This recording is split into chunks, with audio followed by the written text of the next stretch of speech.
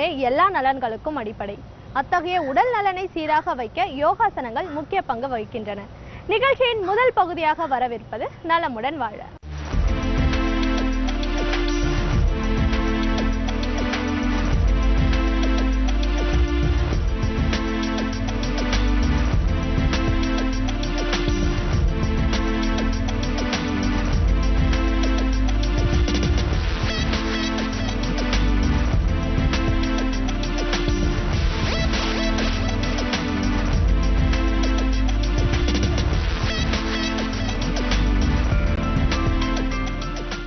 என் அருமை உலகத் தமிழ் மக்களே, தாய்மார்களே, பெரியோர்களே, சிறார்களே, என் அருமை சீடர்களே, யோக நண்பர்களே, யோக விரும்பிகளே, உங்கள் அனைவருக்கும் என் இனிய காலை வணக்கம்.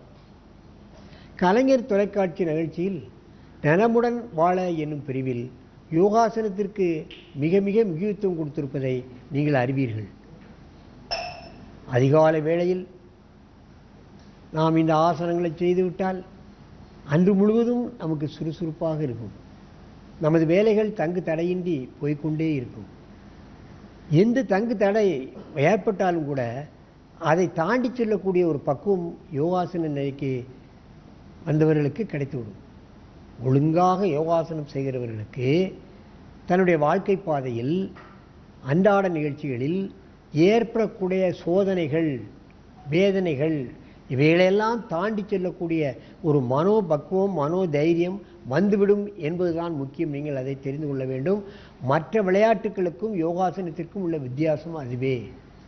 இவைகளெல்லாம் மற்ற விளையாட்டுகளில் கிடைக்காது.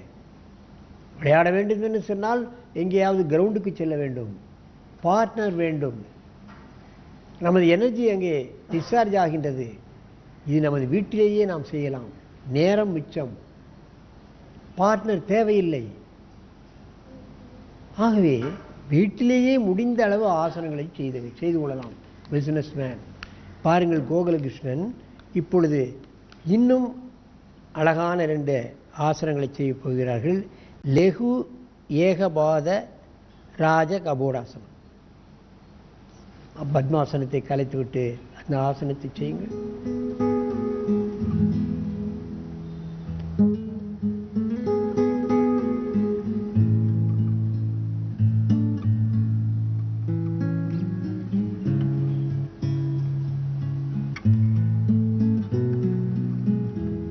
பாருங்கள், எத்தனை நெளிவு சுழிவு இருக்கிறது என்பதை பார்க்க வேண்டும். பந்து கிண்ணம், கை பந்து கிண்ணம் முட்டு, கால் பந்து கிண்ணம் முட்டு, முட்டு, கை பந்து கிண்ணம் முட்டு, எத்தனை முட்டுக்கள் வளைக்கப்படுகின்றன. ஸ்பைனல் கார்டு, முதுகெலும்பு வளைக்கப்படுகிறது. இத்தனையும் வளைக்க ஓல்டேஜ் வராது, வயோதிகத்தன்மையே வராது. முட்டுக்கள் இருக்கத்தான் வயோதிகத்தன்மை வந்து விடுகிறது. குனிய முடியவில்லை, நிமிர முடியவில்லை, மச்சுப்படி ஏற முடியவில்லை, வேகமாக நடக்க முடியவில்லை. இந்த நிலையெல்லாம் ஆசனம் போடுகிறவர்களுக்கு ஏற்படாது. தள்ளி போய்கொண்டே இருக்கும். மெதுவாக இந்த ஆசனத்தை கலையும். நீண்ட மூச்சு வாங்கிக் கொள்ளுங்கள்.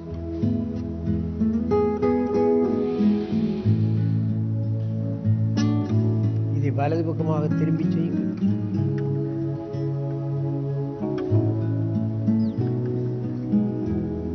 பின்பக்கமாக திரும்பி செய்கிறார்கள், பார்க்க வேண்டும்.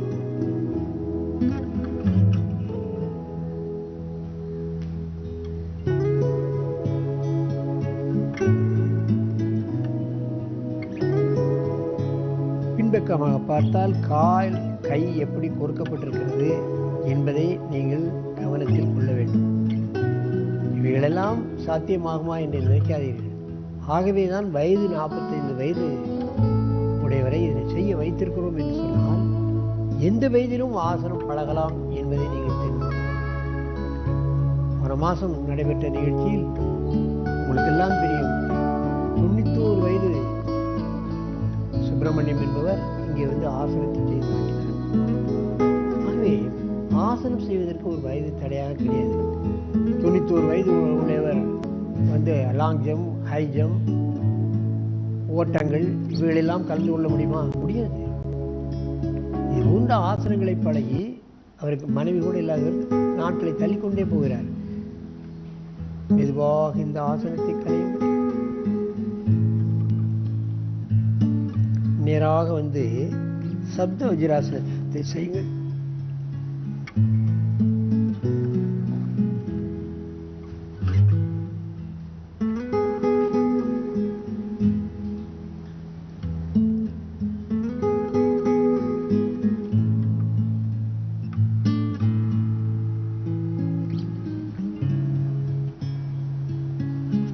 கையை தலைப்பக்கமாக கட்டியும் செய்யலாம், நெஞ்சிலேயே கை வைத்து கும்பிட்டு கொண்டும் செய்யலாம். இந்த சப்த வஜ்ராசனம் தொடை நரம்புகள் இழுக்கப்படும், முட்டு வலி, கால் கரண்டை வலி இவைகளெல்லாம் நீக்கப்படும். நெஞ்சு விரிகின்ற காரணத்தினால் மூச்சு சம்பந்தப்பட்ட பிரச்சனைகள் நீங்கிவிடும். தைராய்டு கிளான்ஸ் கழுத்து பின்விளைவுகின்ற காரணத்தினால் தைராய்டு கிளான்ஸ் சரியாக இயங்கப்படுகிறது. மூளை நரம்புகளெல்லாம் இழுக்கப்படுகின்ற காரணத்தினால் தலையிலே ஏற்படக்கூடிய பிரச்சனைகள், கண்ணு மூக்கு காதில் ஏற்படக்கூடிய பிரச்சனைகள் இவைகளெல்லாம் நீக்கக்கூடிய அற்புதமான ஆசனம். மெதுவாக இந்த ஆசனத்தை கலையுங்கள். அப்படியே திரும்பி தலையை அந்த பக்கம் வைத்து இந்த ஆசனத்தை செய்யுங்கள். பின்பக்கமாக செய்கிறார். வஜ்ராசனத்தில் அமர்ந்து கொண்டு அப்படியே படுத்து தலையை திருப்பி இந்த ஆசனத்தை செய்கிறார். கவனிக்க வேண்டும். நன்றாக மூச்சை இழுக்கலாம். நெஞ்சு விரிகின்ற காரணத்தினால் மூச்சை இழுத்தால் நுரையீரல் மீண்டும் மேலும் மேலும் விரிவடையும். நெஞ்சு கம்பீரமான ஒரு தோற்றத்தை கொடுக்கும் என்பதை நீங்கள் தெரிந்து கொள்ள வேண்டும். கையை நெஞ்சிலே வைத்துக் கொண்டு கூட மூச்சை இழுங்கள்.